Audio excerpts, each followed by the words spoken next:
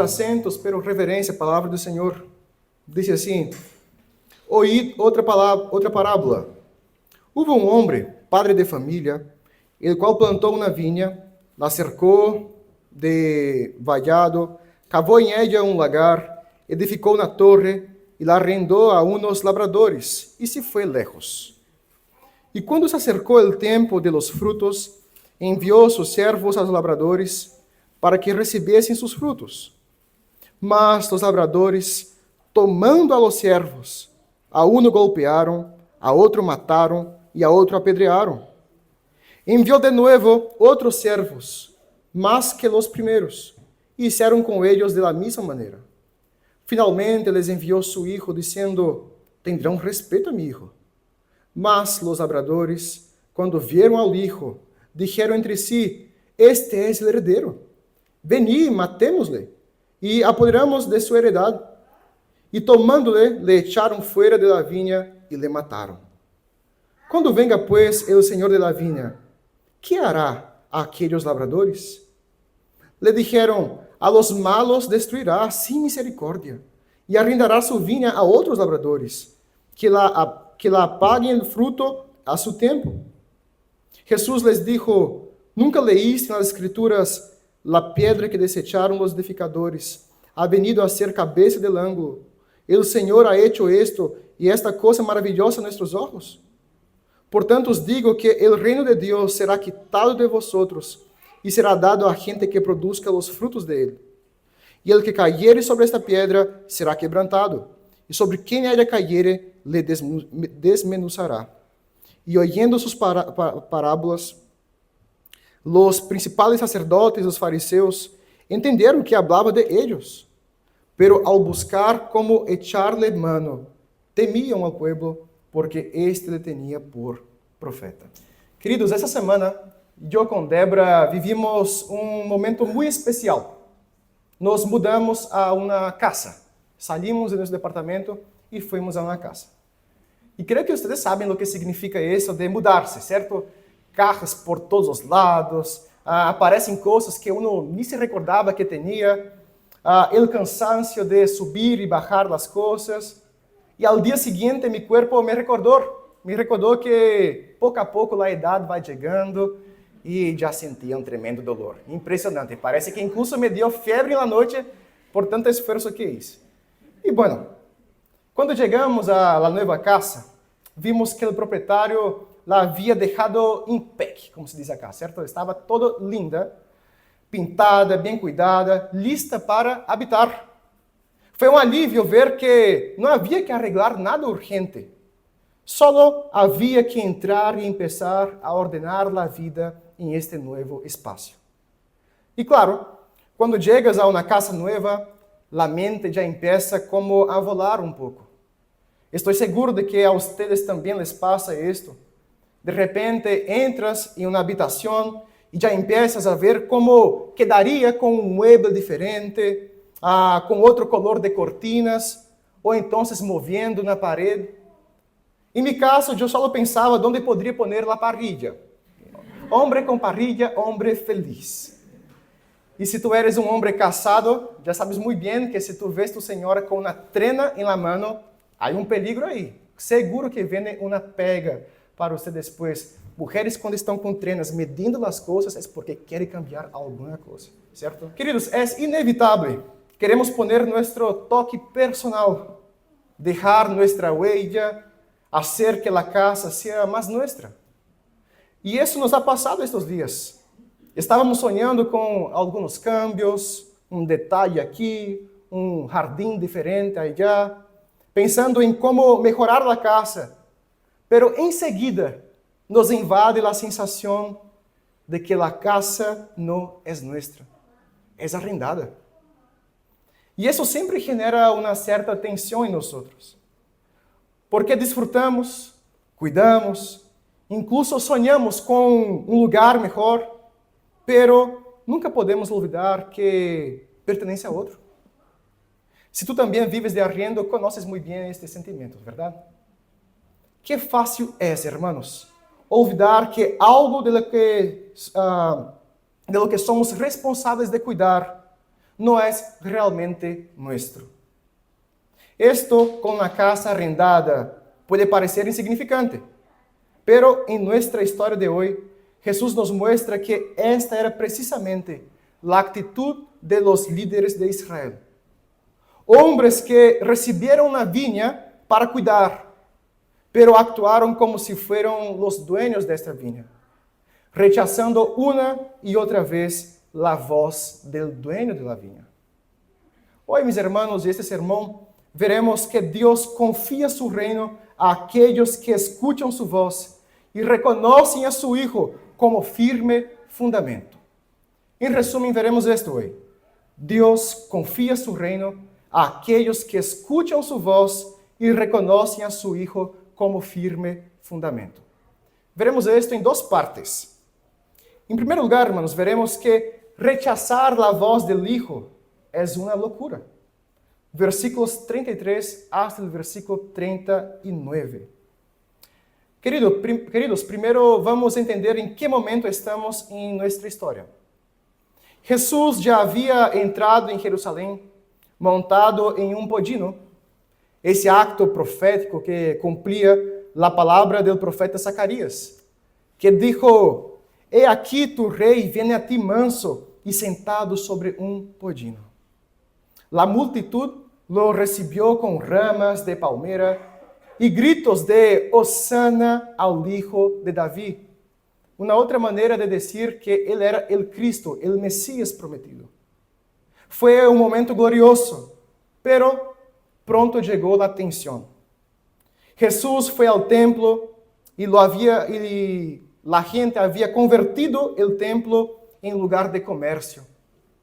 Jesús expulsó a los que vendían y compraban allá, derribó las mesas de los cambistas y denunció que habían convertido la casa del Señor, la casa de oración, en una cueva de ladrones. Nada parecido con lo que ocurre en nuestros días, ¿verdad?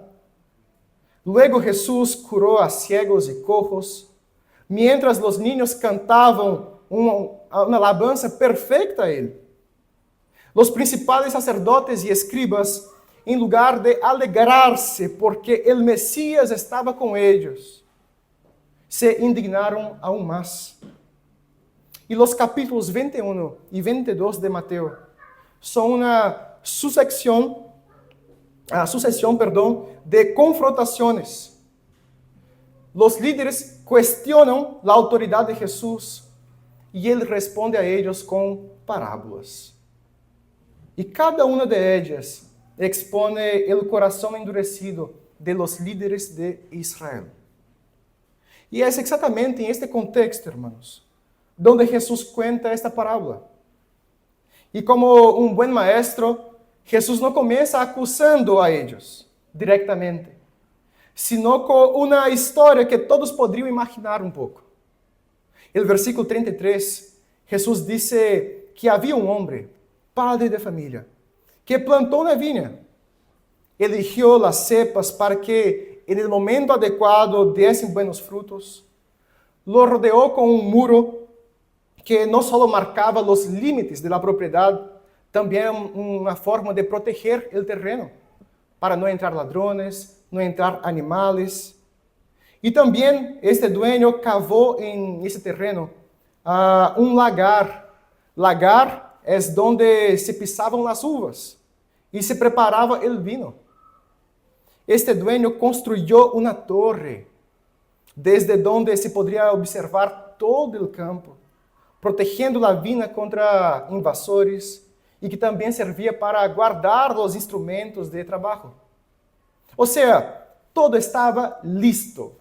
Acá, Liz Taylor, impecable. Cuidadosamente preparado, no faltava nada.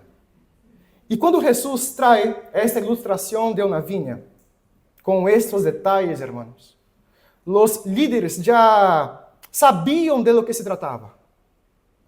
Os líderes religiosos conheciam muito bem o texto do profeta Isaías, capítulo 5, que é o cântico de la viña.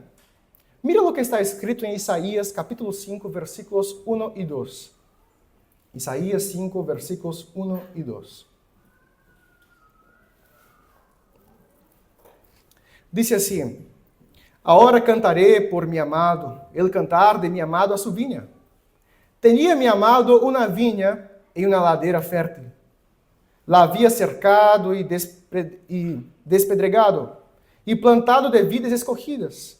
Había edificado en medio de ella una torre, y hecho también en ella un lagar. Y esperaba que diese uvas, y dio uvas silvestres. Ahora mira el versículo 7, solamente el comienzo del versículo 7. Certamente la viña de Jehová de los ejércitos es la casa de Israel. Hermanos, Jesús no se refiere a cualquier terreno acá en esta parábola. Era la imagen de Israel, elegido y cuidado por Dios con amor, donde se esperaba uvas buenas, dulces, pero dio uvas amargas, silvestres. E Jesus continua esta história mostrando que o dueño arrendou esta vinha a unos lavradores e se foi.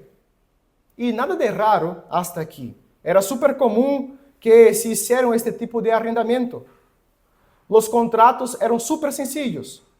Los labradores trabajariam e, en el momento oportuno, entregariam los frutos al dueño.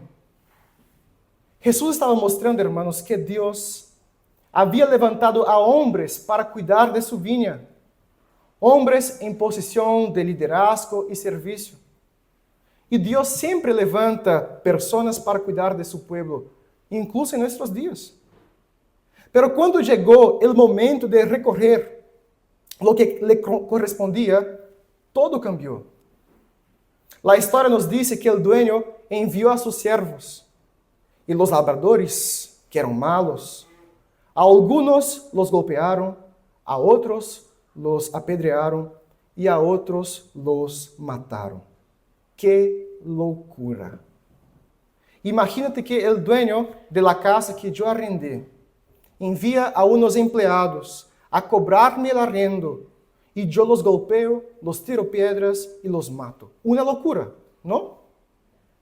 Pero cuando miramos la historia de Israel, hermanos, vemos que foi precisamente essa loucura que ocorreu.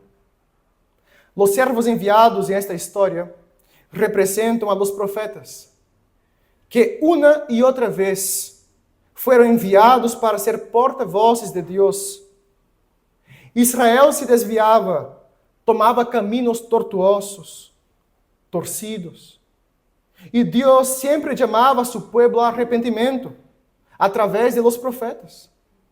E que les passou a eles? Os profetas eram muito queridos, certo? Ou não?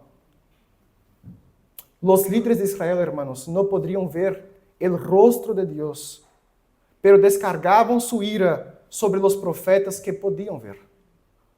Jeremias foi lançado a uma cisterna. O profeta Isaías, segundo a tradição, foi aserrado por la mitad. Zacarias foi apedreado no templo. E tantos outros profetas que foram maltratados e assassinados. Há algo que deve chamar nossa atenção nesse texto, hermanos.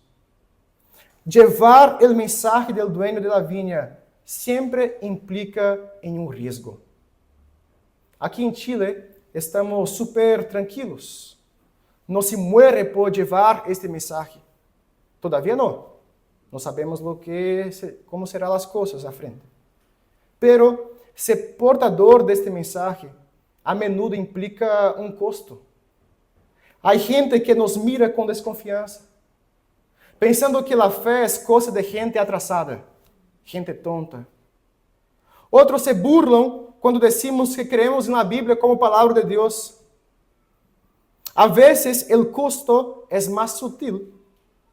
É não ser invitado a certos grupos porque não hablamos o mesmo linguagem, não nos reímos de las mismas bromas, não participamos em las mismas conversações. Alguma vez se han sentido pressionados no trabalho, por exemplo, por não participar de negócios dudosos, oscuros, incluso negócios que seria bueno para ti financeiramente, pero tu dices, não é isto que a palavra do Senhor me ensina. E então tu perdes uma oportunidade y la gente va se olvidando de ti y piensan que tú eres un tonto por esto. Llevar el mensaje del dueño, hermanos, de la viña puede ser bastante incómodo. Los pastores creo que pasan por esto con mayor frecuencia. Cada semana estão llevando o mensaje del dueño de la viña, confrontando los pecados del pueblo, llamando a la iglesia al arrepentimiento. El mensaje es del dueño. Pero como las personas no pueden ver el rostro de Dios, se enojan con el rostro del pastor que trae el mensaje. Porque el evangelio, hermanos, cuando es fielmente proclamado, siempre hiere nuestro corazón. El evangelio siempre va en contra de nuestro corazón caído. A nuestro corazón no le gusta escuchar que todo lo que tenemos, la vida, la salud, la familia, los recursos, son préstamos de Dios para nosotros y que Él nos cobrará los frutos. Dios es el Señor absoluto de todas las cosas, hermanos. Pero desde el Edén, del huerto del Edén, queremos ocupar el lugar de Dios.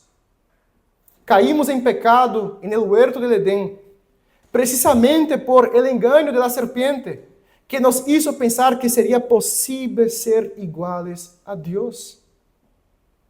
La verdad, hermanos, es que queremos autonomía, queremos nuestra propia ley en una viña que no nos pertenece. Pero la parábola continúa y nos muestra algo impresionante. El dueño de la viña es tremendamente paciente.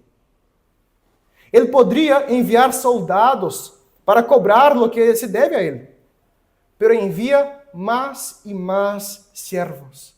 Y ellos reciben el mismo trato. Y luego el dueño de la viña decide enviar a su propio hijo. En el versículo 37 dice, tendrán respeto a mi hijo. Y esta palabra, respeto, en griego original del Nuevo Testamento, es una palabra muy interesante porque transmite la idea de avergonzarse de actuar de la misma manera. Al ver al hijo, el propietario quería que se avergonzasen de lo que habían hecho y respetasen la autoridad de su hijo. Pero al verlo el hijo, los labradores dicen, este es el heredero, matémoslo y apoderémonos de su herencia. Lo sacaron de la viña y lo mataron. ¡Qué locura! Los arrendatarios creyeron que matando al hijo se quedarían con la herencia, pero se olvidaron que el dueño de la viña todavía estaba vivo. Y el pecado hace exactamente eso con nosotros, hermanos. Nos vuelve locos. El pecado nos hace pensar que es posible tener la herencia sin tener el hijo. Que podemos tener el reino sin tener el rey. Y así podemos gobernar a nuestra manera. Rechazar al hijo es el punto máximo de esa locura. Los líderes de Israel lo hicieron y no se engañen, hermanos. Es exactamente lo que hacemos cuando intentamos silenciar la voz de Jesús en nuestras vidas. Pensar que podemos vivir como si Él no existiera. En lugar de escucharlo, a este Hijo amado, y reconocer su señorío sobre nuestras vidas, lo matamos. Esa es la mayor locura que un hombre puede cometer en su vida.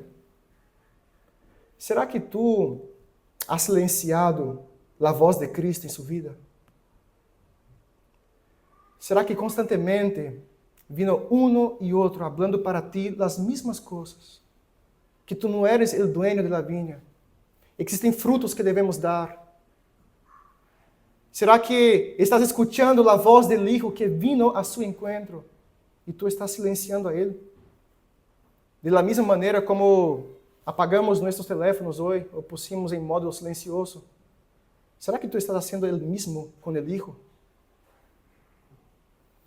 En la segunda parte del sermón, hermanos, veremos el juicio y la transferencia de la viña. Y así terminamos también este mensaje de hoy. El juicio y la transferencia de la viña. Versículos 40 hasta el versículo 46. Queridos, después de contar la parábola, Jesús hace una pregunta muy directa a estos líderes religiosos. Mira el versículo 40. Cuando venga, pues, el Señor de la viña, ¿qué hará aquellos labradores?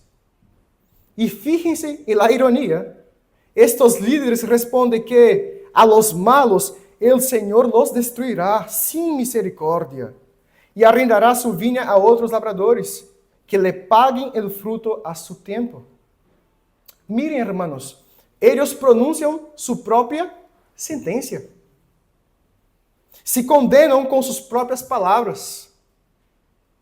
É como quando o rei Davi, ao escuchar a história do profeta Natán, e creio que vocês se acuerdam dessa história, sobre o homem rico que roubou a oveja del pobre. E ele se llena de indignação. E Davi pide justiça para este homem. E o profeta Natán disse a Davi, este homem eres tu. Davi se condenou a si mesmo sem dar-se conta. E estes líderes fazem exatamente o mesmo aqui. Se dão conta da injustiça cometida na história e se condenam a si mesmos sem dar-se conta. E é em este momento, hermanos, quando Jesus aplica a parábola, citando o Salmo 118, que leemos hoje dia em nosso serviço, conhecido por ser um salmo messiânico.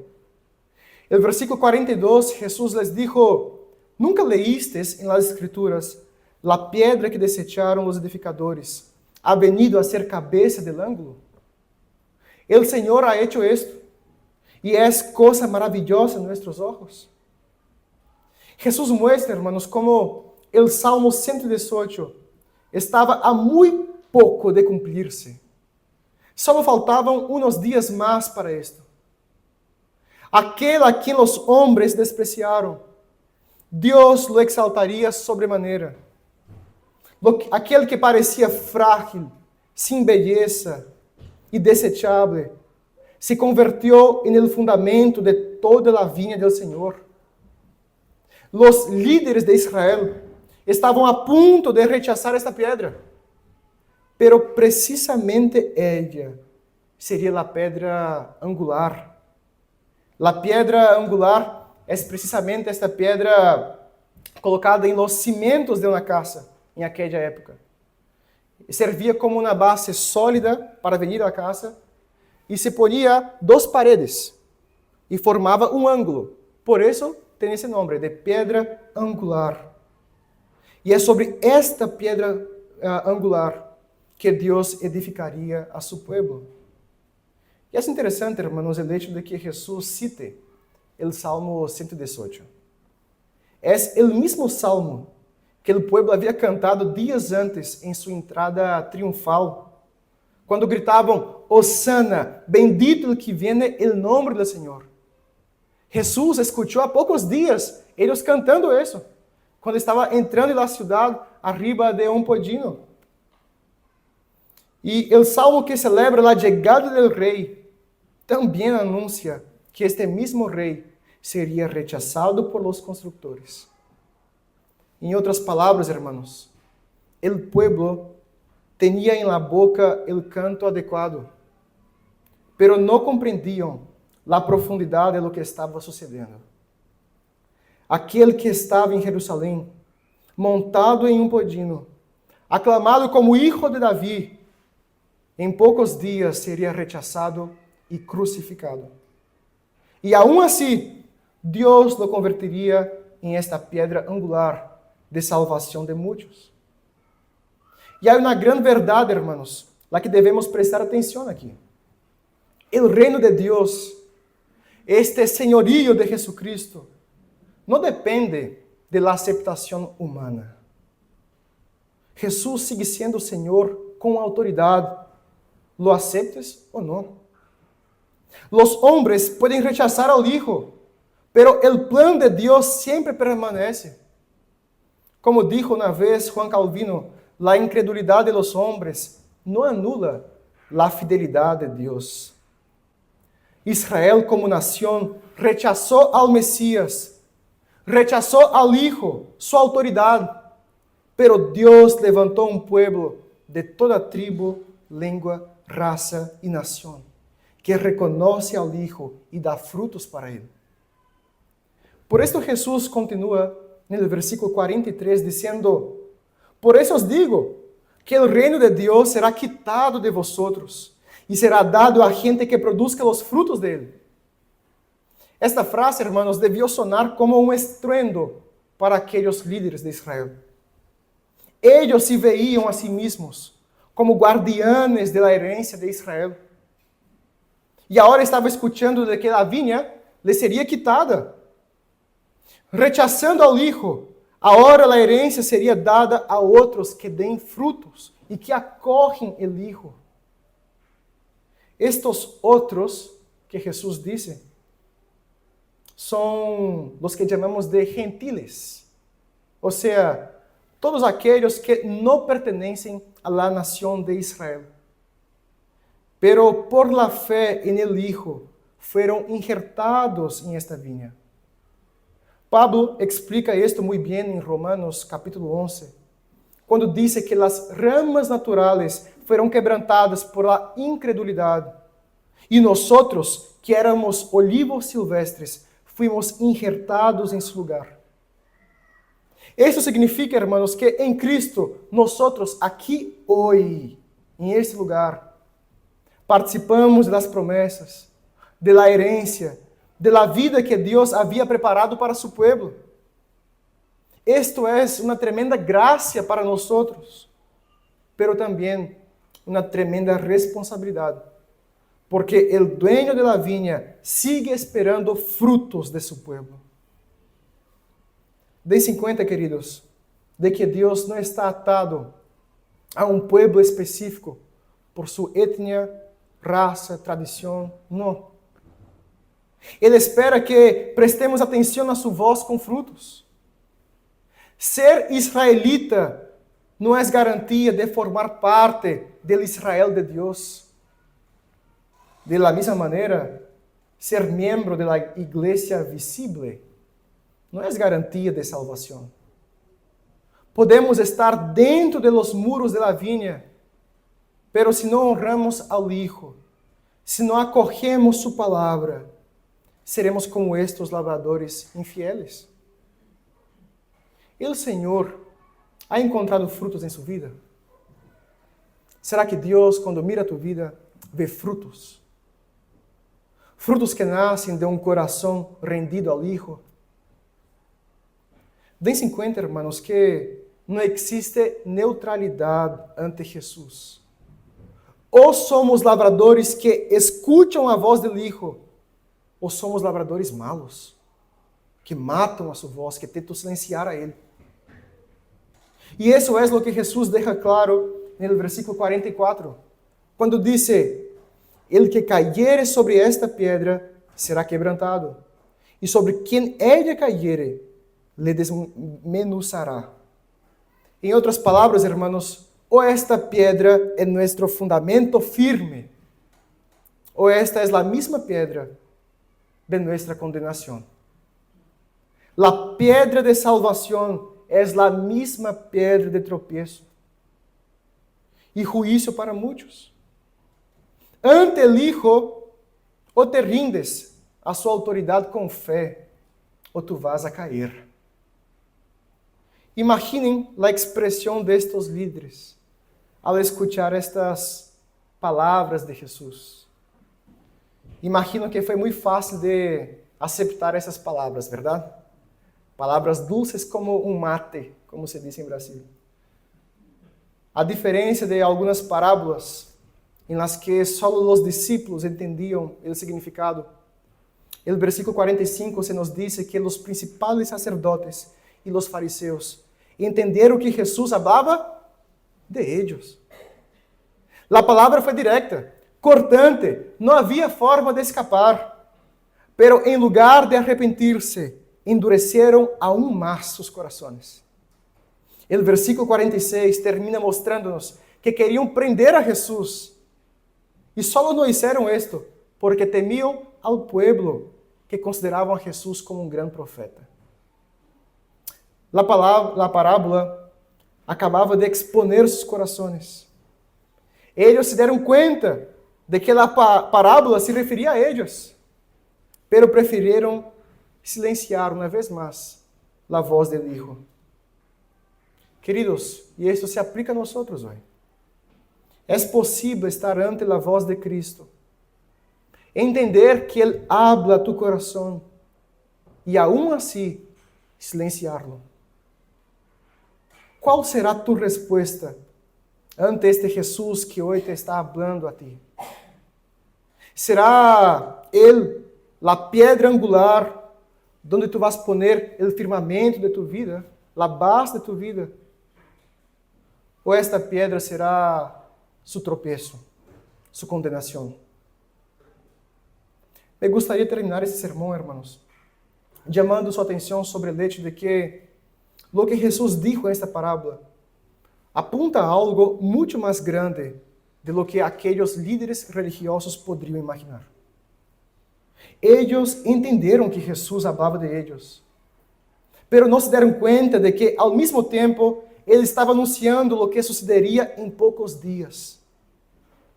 A história não termina só com o juízo contra os labradores infieles, sino que nos leva ao hijo rechazado, expulsado de la viña. Esta parábola refleja não só a infidelidade de Israel, sino também o centro do plano de Deus, a entrega de su Hijo amado. Jesús é o Hijo amado de Deus, enviado por el Padre, que foi rechazado, expulsado de la viña e assassinado. Esto se cumprió literalmente. Jesús foi levado fora de Jerusalém e crucificado como um criminoso. O autor de Hebreus, no capítulo 13, versículo 12, nos recuerda que Jesús padeció fuera de las puertas de la ciudad, o sea, fuera de la viña, para santificar al pueblo con su propia sangre. Lo despreciaron, lo expulsaron como indigno, pero Dios, en su soberanía, transformó la locura y la maldad de los hombres en parte de su perfecto plan de redención. La buena noticia para nosotros hoy es que Jesús fue expulsado de la ciudad para que pudiéramos entrar libremente en su reino. El Hijo que los hombres rechazaron se convirtió en fundamento de nuestra salvación. Y hoy, ante Él, no hay neutralidad. Ou Ele é a pedra angular sobre a que construyes tu vida, ou esta mesma pedra será de teu tropeço e revelará tu ruína. Pero se hoje tu crees, te rindes e acoges a voz del Hijo, en Él encontrarás perdão e reconciliação. Ele é o heredero, e em su cruz recebimos a herencia de la vida eterna com Deus. Então, hermanos, não existe nada mais que fazer, sino que produzcamos frutos para su glória.